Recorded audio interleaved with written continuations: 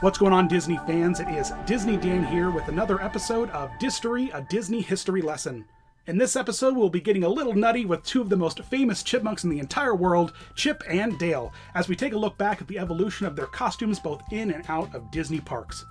This hilarious duo of cartoon critters made their screen debut in 1943 in the super funny short Private Pluto, where they terrorized Mickey's best friend relentlessly. But the pair wouldn't be given officially distinct personalities until their own feature in 1947, titled Chip and Dale with Donald Duck, where, you guessed it, they terrorized Donald into a complete tizzy. These two pesky critters would soon become Disney legends and fan favorites for decades to come. Like most of the classic Disney costumes, Chip and Dale first appeared in the featured Disney portions of the Ice-Capades in the early 1950s. While they weren't original cast members to the first 1949 show, they were added in the early 50s as the Disney cast of characters continued to grow with each new Ice-Capades production. The Chipmunks were joined on the ice by their mutual love interest Clarice, the lady chipmunk the two would often pine after in their various cartoon shorts. Clarice, Chip, and Dale were nearly identical in terms of the construction of their costumes, with the only noticeable difference being their eye focus and some small costume pieces for Clarice, including a colorful apron and hat. For her eye focus, Clarice would shyly peer to the side, while Chip's eyes were looking forward, and Dale's eyes, of course, were crossed. Each of the costumes featured a large ringed collar off the head with matching fur to cover the neck transition, and a black and white signature stripe down the back. These costumes would eventually appear in Disneyland from opening day in 1955 and onward. The characters wouldn't change much after appearing in the park, other than Chip and Dale occasionally wearing gentlemen's hats and ties, and Clarice would wear a small bow and matching colorful collar. It was in the early 1960s that the Disney Parks team ditched the Ice-Capades costumes in favor of their own original designs. These new costumes were exact clones of each other, offering no distinction between Chip or Dale, with Clarice no longer making appearances.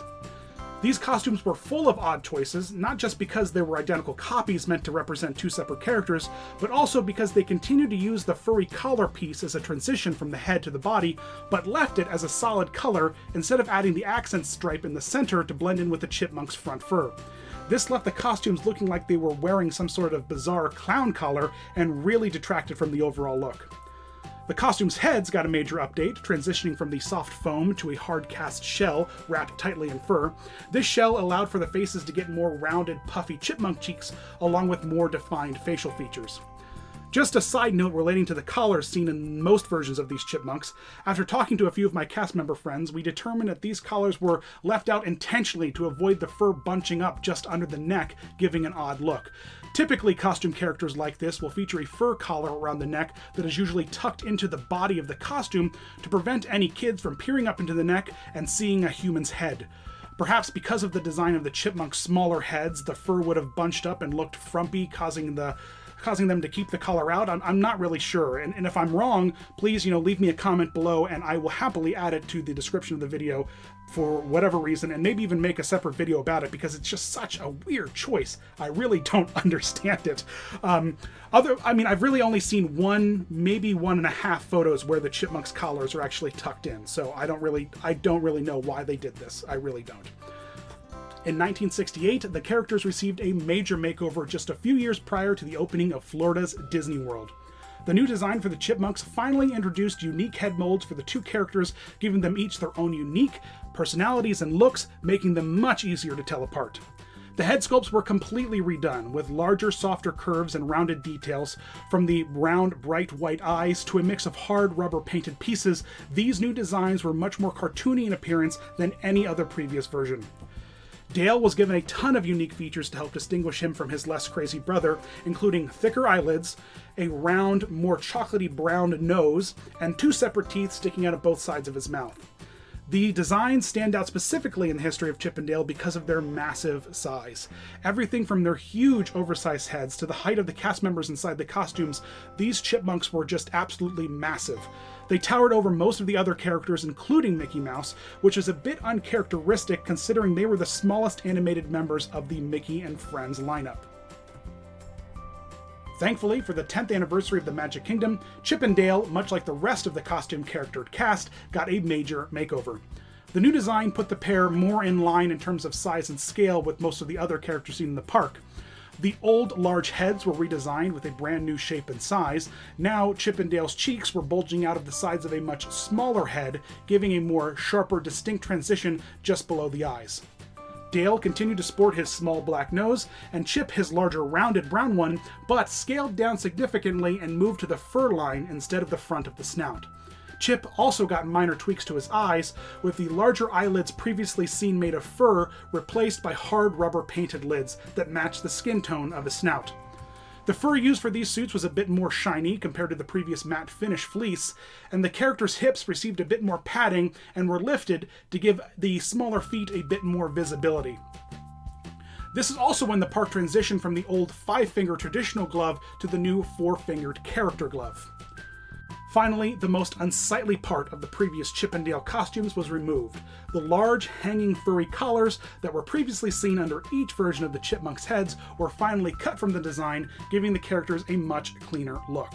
While we typically don't highlight costume variants or different outfits in this series, it wouldn't be right for us not to touch on the iconic 1989 TV series Chip and Dale's Rescue Rangers, which gave these two characters some new threads to wear in the park.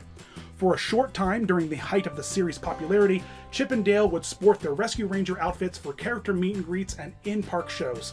Chip would get his leather bomber jacket and Indiana Jones hat, while Dale would wear his bright orange Hawaiian shirt. Everyone, of course, loves this animated series, including me, and we will probably do a special video just highlighting the amazing costumes that came from it, so let us know in the comments if that's something you'd like to see, and we will definitely put it together. The modern versions of Chip and Dale from 1981 went high-tech in the late 2000s as they were upgraded into fully articulated versions for the live stage shows in the parks. While for the most part these costumes were nearly identical to the non-articulated meet and greet ones, there are a few minor differences. First, much like every character that's been articulated, the sculpts of the heads were sized up and altered just a bit to make room for the animatronics inside. Totally understandable. I understand that one. Second, and a little bit more confusing to me, a very different kind of fur was used on the characters with a thicker pile, making them appear kind of fuzzier and more staticky. Not sure why this decision was made. So far, it only affects the articulated live stage versions of the characters and not the meet and greet ones, and it doesn't look bad necessarily. I just don't know why they did it, but who knows? Maybe you know, and you can yell at me in the comments and tell me. So there you go. There's a look back at the cheeky history of the two chipmunks and their costumes as they evolved over the past 60 plus years, both in and out of Disney theme parks. From the years on skates to their years as Rescue Rangers, these chipmunks have seen and done a lot. And I'm totally interested to hear which of these versions of the chipmunks was your favorite, so let me know in the comments below. I know which one's my favorite, but I want to know which one's yours. If you haven't already, please subscribe to our channel for more great Disney history news, as well as visit us on Facebook, Twitter, and Instagram. Seriously, I love seeing you guys follow me and chat with me and send me messages and tweet at me and tag me and do all kinds of stuff. So please interact with me online. I want to hear from you guys. Let me know what other Disney history videos you want to see. And yeah, so follow me on social media. I can't wait to chat with you.